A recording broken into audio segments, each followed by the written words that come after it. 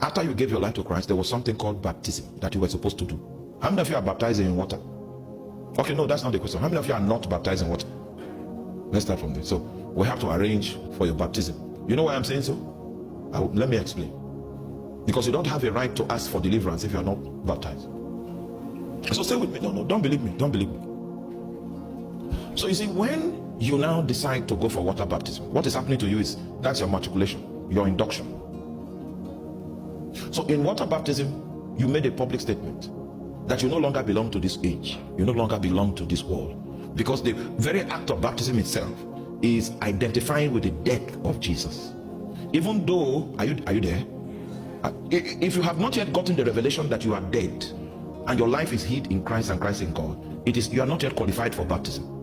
It's a knowledge of the fact that I'm dead, because what baptism is, it is baptismal, which means to immerse, and it is the similitude of a burial. It's only people that know that they have died that submit to a burial. So if you are not sure that you are dead, and maybe one hand they are burying the one hand now, then we know that we have a problem. We have a problem.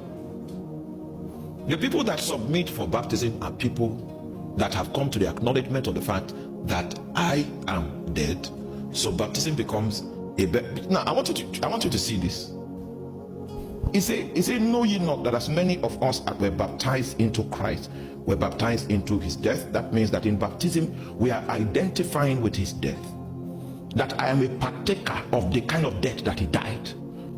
And your victory over sin begins with an understanding of the fact that you are dead to sin, and that your death is illustrated, and your knowledge of the fact that you died is what pushes you to go get baptized. That baptism is an inauguration. That before I started my Christian life, I died with Jesus. So that angry man that beats everybody in the neighborhood, that man has died with Jesus. The rolling stone of a lady that you find at downtown, that one has died with Jesus. Are you there?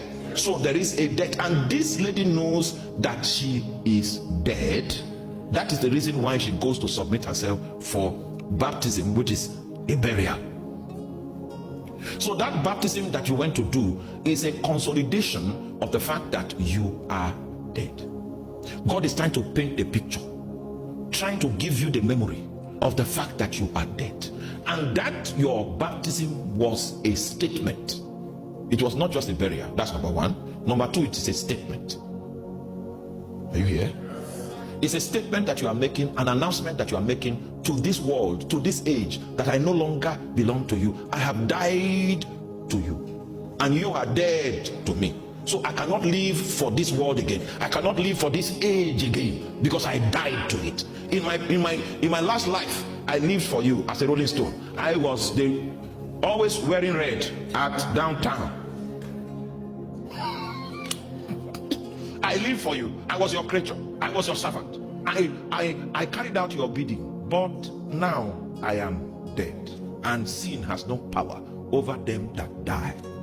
So you now submitted yourself for baptism as a means of making a statement to the world that I am dead to you. The bridges are burned.